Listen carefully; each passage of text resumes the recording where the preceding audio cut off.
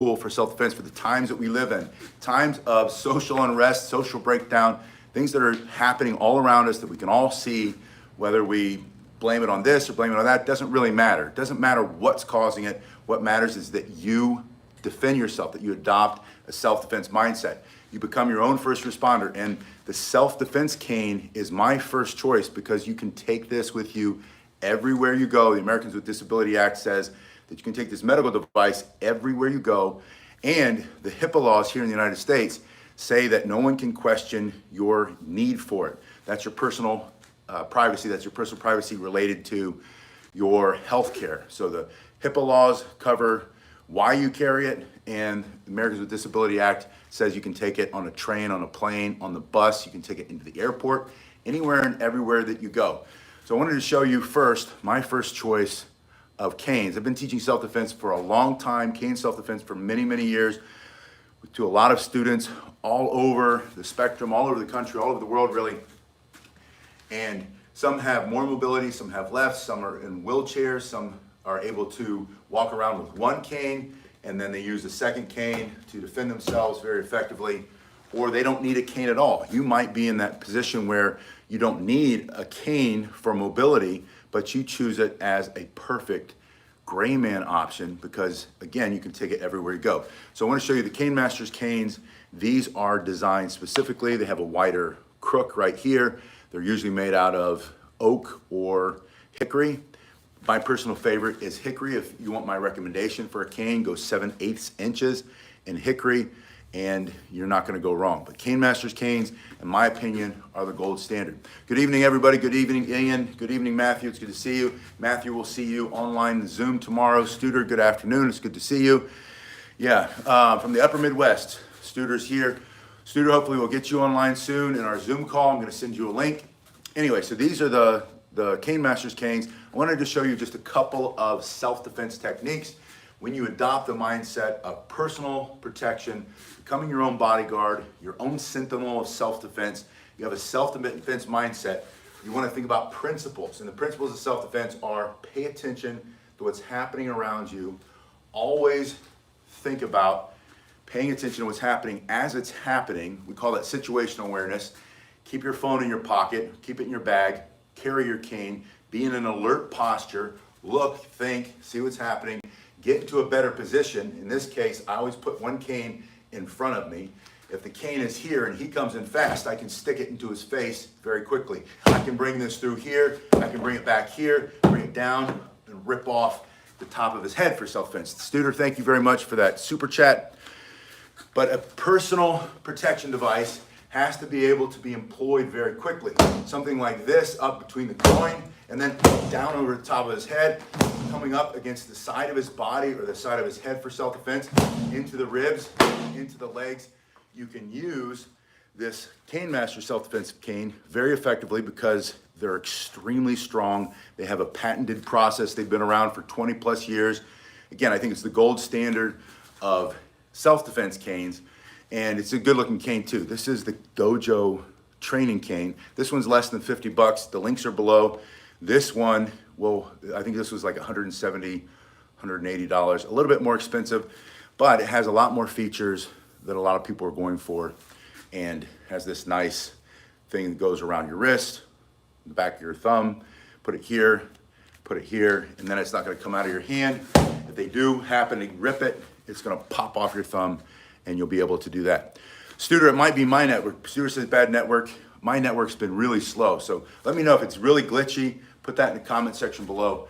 That way we can, and I'm gonna remake this one. This one is just kind of a video to introduce this as an option. I wanted to talk about this idea that society seems to be under a lot of pressure for whatever reason, and it's time to stop thinking about what's causing it and start preparing yourself for self-defense, adopting that self-defense mindset. So I wanted to show you a few more self-defense techniques you can do with your cane. I have one cane to lean on, the other cane, my hips are really killing me today. I'm walking around, I've got this cane, I'm leaning into it. I strike with the other one, I can put it here, put it into his body for self-defense. I can pop it up here, reach out and rip. If you're carrying the cane this way, slide your hand down the front of the cane, bring it up sword style thrust, bring it to your shoulder, striking into the temple, bring it around to the other side of the temple, down on top of the head, into the body. And when you bring it off the shoulder and you fight from behind it, you're able to create maximum amounts of power and then maintain that principle of self-defense, which is keep the cane between you and the threat. Hello, Michael. Hello, Doug. Good to see you. Yeah. Michael says ozone injection. There you go. That'll keep you going, right? So you're pushing here, bring it around, bring it on the other side, bring it through horizontally. You can practice all these basic strikes over and over. The more you practice, the more you'll be able to use your cane properly for self-defense. Now, if I have just one cane, I like to do a lot of two-handed strikes for self-defense. From here, you take your cane master's cane, slide down the cane with your hand, point it at the threat. So you're literally just pointing your thumb right into his stomach, and then keep it low. He's up here, he's coming at you. Stick it to his stomach. You can, by moving your front hand, change where you're putting that cane, stick it to his throat for self-defense, into the face, turn this way, blast, using two hands, just straight out this hard bar of oak or hickory, whatever yours is made out of, will go through, smash the teeth, smash the nose, smash the eyes, into the chest. You can also box the sides of his head here, bring it down, bayonet attack style, bring it in, rifle butt strike style. There's no way to do it wrong. Practical and effective self-defense uses common sense. So whatever it makes sense to you, practice that, try it, see what works. But sliding the hand here, pointing the thumb, taking a step will generate maximum amount of force going through his body. Doug asks, are the teardrop canes as strong? And I want to show you, since I have that here, Doug, that's a great question. Alita Battle Angel, nice to see you. Here's the teardrop. Here's the dojo training cane. Now, the advantage of the bigger cane, to answer Doug's question, is that you have more material, so it's going to be stronger. You can't get around that. This, the advantage, is that you concentrate all of the force of your strike along a thin edge. And that's going to compress the flesh faster and break that bone. So you give up a little strength. It's not a lot of strength, especially if you have yours, and I think Doug, yours is made in hickory in the 7/8 inch. And if you go in hickory, you're going to have even more strength than the oak. So that's why I always recommend hickory. It's just a few dollars more. Again, the links are below if you want to go to the Cane Master site, and they will optimize and make your cane any way you want. And you give up the material, obviously, but you're still going to be able, it's not going to break, is my point. So yes, and if you think about where is the thicker amount of wood, it's in the back, and then it's thin here on the front. The only time that I think you might have some trouble is if you walked up to a pole, like in a garage or a basement, holding up a house, and you went to see how hard you can hit it, and you're going to break anything, right? But I think if you're going to defend yourself with your cane, you're not going to have to worry about it. Even if he's swinging something at you and you deflect it with a block. And Doug especially knows how to use his cane in the style that you would block and be able to deflect and redirect energy. You're not going to do one of these, you're going to do one of these, and then it's going to bounce it off, and you're probably not going to break that teardrop cane. So long answer to a short question is yes, the teardrop is not as strong, but it's negligible in my opinion, and it's not going to hold you back. You're still going to be very successful in defending yourself with the teardrop. That's the nice thing about this cane. There are a lot of differences. This is like a starter cane. The wider crook allows you to do the spins. Now the spins that we do are great for warm-ups. They're great for building power. I think I was going to do something and I didn't do it. Building power in your hand, in your grip, bringing your heart rate up, leaning your body out. And again, you can do these standing, you can do them sitting in a chair, you can do them sitting in a wheelchair, you can do them sitting on the edge of the bed. So if you're able to, you might have to reach out on the edge of the bed as I think about it. And a chair is good. But you're able to do all this spinning. You're gonna build callus on those hands. You see, I have calluses from lots of things. A lot of push-ups mainly lately. Push-ups and pull-ups. I'm working like 12 hours a day, so I'm not able to go to the gym anymore, which is fine because I've never really loved the gym that much. I was going like once a week, so I'm not able to go once a week. So instead, because I'm at the school with my young people, I'm doing pull-ups and I'm doing push-ups all the time. So my calluses are getting thicker and thicker. Yeah, Garen says the octagonal canes have 8 edges, which would make that more superior, giving you more striking surface that's more optimal.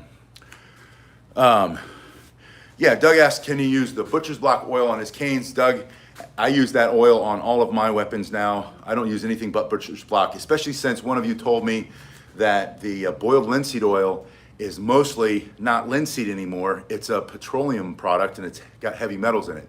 So instead of putting heavy metals in your skin, use the butcher block oil, which is biodegradable and food grade, because it goes on your butcher block when you're cooking your food, and put that on your canes. And I think it absorbs better. From my experience, I've been using it now for about 2 months, and it seems to go into the wood. It makes it, feels like it makes it stronger and heavier. So that as you're striking, you're getting a lot more force because you have a heavier self-defense tool using the Cane Masters canes. Cane Masters, depending on what you order, they will either finish it. This one's finished. This one is just finished in an oil, and then I re-oil it every couple of months. And I mean, this thing has had thousands of strikes in it now, and it just keeps going. And not just against, I don't know if you can see the knife.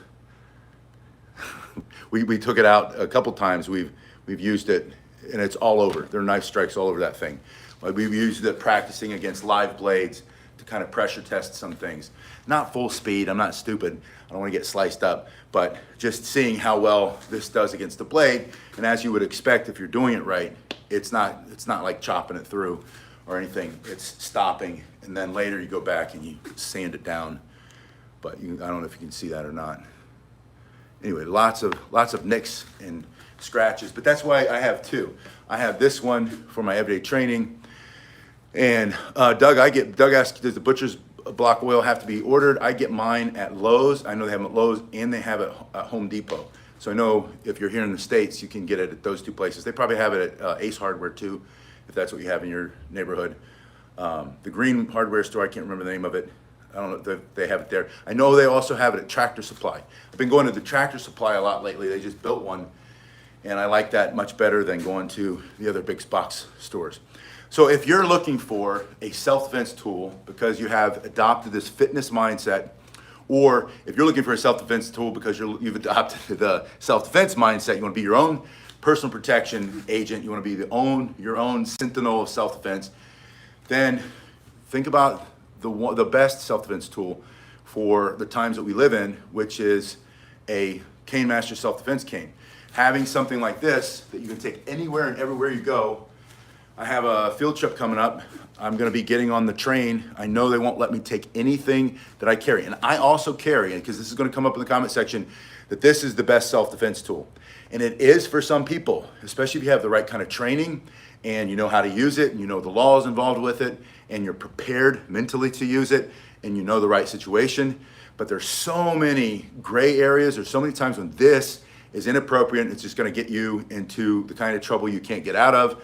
And this is a much, much better option. So I advocate, and like I said, I conceal carry every single day, and all the places that I go, except for the places that are non-permissive.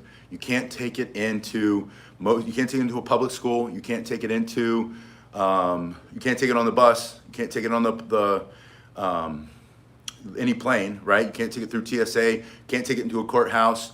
I had jury duty recently. They check everything you have. You walk through the scanners, and you can't take a lot of self-defense tools. You cannot take this into any of those places either. This is not permitted almost anywhere that you go where you might want to have extra protection, because you never know when the people there are going to protect you or not.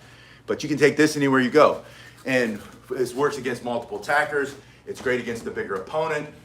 It's great against a group of thugs, just because you can defend yourself with it.